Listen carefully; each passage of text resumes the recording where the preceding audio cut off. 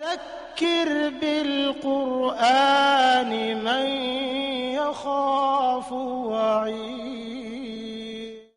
بس تم اس قرآن کے ذریعے سے ہر اس شخص کو نصیحت کر دو جو میری تنبیہ سے ڈرے۔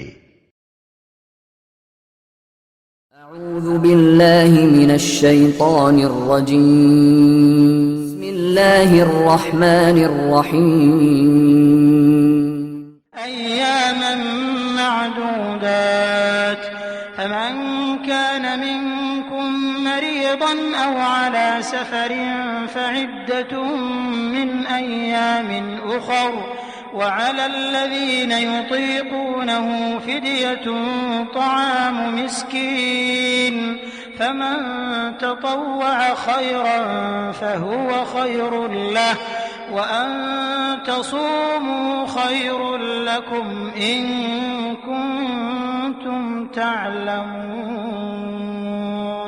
چند مقرر دنوں کے روزے ہیں، اگر تم میں سے کوئی بیمار ہو یا سفر پر ہو تو دوسرے دنوں میں اتنی ہی تعداد پوری کر لے، اور جو لوگ روزہ رکھنے کی قدرت رکھتے ہوں پھر نہ رکھیں تو وہ فدیہ دیں۔ ایک روزے کا فدیہ ایک مسکین کو کھانا کھلانا ہے، اور جو اپنی خوشی سے کچھ زیادہ بھلائی کرے تو یہ اسی کے لیے بہتر ہے۔ لیکن اگر تم سمجھو تو تمہارے حق میں اچھا یہی ہے کہ روزہ رکھو۔ بسم اللہ الرحمن الرحیم۔ رمضان اور مواسات۔ قرآن حکیم کی سورہ بقرہ کی یہ آیت گزشتہ آیت کا تسلسل ہے، جس میں روزوں کو امت مسلمہ پر فرض کیا گیا ہے۔ اس آیت میں اللہ تعالیٰ نے خود انسانوں کی نفسیات کا خیال کرتے ہوئے آسانیاں پیدا کی ہیں، اور انسانوں کو بھی ایک دوسرے کا خیال رکھنے کی جانب متوجہ بھی فرمایا ہے۔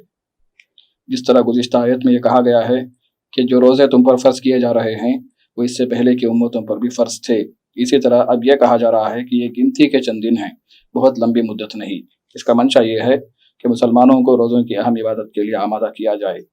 گو کہ ان آیات کے ذریعے اللہ تعالیٰ روزے فرض کر رہا ہے، لیکن اس کا انداز دلوں کو اپیل کرنے والا ہے۔ اللہ نے امت کے لیے آسانی پیدا کی ہے۔ سال بھر میں 29 یا 30 دن کے روزے گنتی کے چند دن ہی ہیں، جو ایک خاص روحانی مقصد کے حصول کے لیے کم ہیں نہ زیادہ۔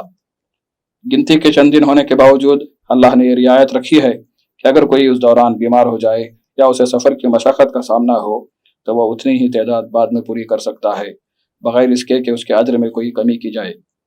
البتہ یہ رخصت لازمی نہیں ہے، اس کا فیصلہ فرد پر چھوڑ دیا گیا ہے۔ صحابہ اکرام رضوان اللہ تعالیٰ علیہ مجمعین رمضان میں سفر پر ہوتے تو بعض روزے رکھتے، بعض لوگ چھوڑ دیتے۔ نہ روزہ رکھنے والے روزہ چھوڑنے والوں پر اعتراض کرتے اور نہ چھوڑنے والے رکھنے والوں کو ملامت کرتے۔ اسی قسم کا اختلاف اللہ کی رحمت ہے۔ شریعت میں جب ایک عمل کی ایک سے زائد طریقے ثابت ہوں تو یہ دین میں توسع کی علامت ہے، نہ کہ مخالفت کا سبب۔ اس آیت میں فدیہ سے متعلق جو حصہ ہے اس کی تشریح میں اختلاف پایا جاتا ہے، لیکن اس کی اطمینان بخش توضیح تدبر قرآن میں ہے کہ جو مریض اور مسافر بعد کے دنوں میں روزہ رکھ کر تعداد کو پوری کر سکتے ہیں وہ سب سے بہتر طریقہ ہے۔ لیکن اگر کوئی اپنے چھوٹے ہوئے روزوں کی تلافی میں اتنے ہی مسکینوں کو کھانا کھلا دیں تو وہ ان روزوں کا فدیہ ہو سکتا ہے۔ یہ ابتدائی رخصت تیسیر یعنی آسانی کے لیے تھی، جو اگلی آیت کے ذریعے بعد کے دنوں میں منسوخ کر دی گئی۔ یہاں غور طلب بات یہ ہے کہ اللہ تعالیٰ نے اس مقام کے علاوہ اور مقامات پر بھی جہاں کفاروں کا ذکر کیا ہے اس میں مسکینوں کو کھلانے کی ترغیب ہے۔ حقوق اللہ میں ہو جانے والی کمی کو حقوق العباد کی ادائیگی کے ذریعے تلافی کا طریقہ سکھایا گیا ہے۔ بندے جب دوسرے بندوں کی مدد کرتے ہیں تو اللہ خوش ہوتا ہے۔ روزے میں جب ایک شخص بھوک اور پیاس کو برداشت کرتا ہے تو اسے غربت کا احساس ہوتا ہے اور مسکینوں کے سلسلے میں ہمدردی پیدا ہوتی ہے۔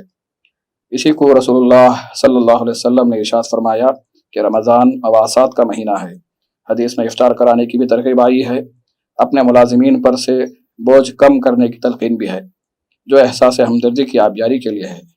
روزہ ایک ایسی عبادت ہے جس کے ذریعے ایک متعین وقت کے لیے تمام مسلمانوں بالخصوص مالدار طبقے کو بھوک اور پیاس کا احساس دلایا جاتا ہے۔ دنیا کے کسی اور مذہب اور طریقے میں یہ طاقت نہیں ہے کہ وہ اہل ثروت کو بھوکا پیاسا رکھ کر اس احساس سے انہیں گزارے اور ان کے اندر جذبہ انفاق پیدا کر سکے۔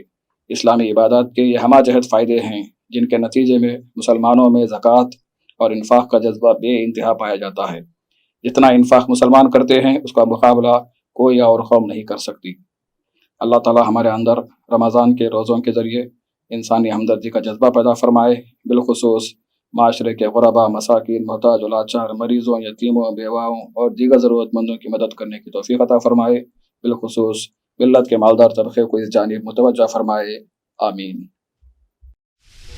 قرآني نبض حياتي، قرآني طهر ذاتي، قرآني عصمة أمري، قرآني طوق نجاتي. قرآني نبض حياتي، قرآني طهر ذاتي، قرآني عصمة أمري، قرآني طوق نجاتي.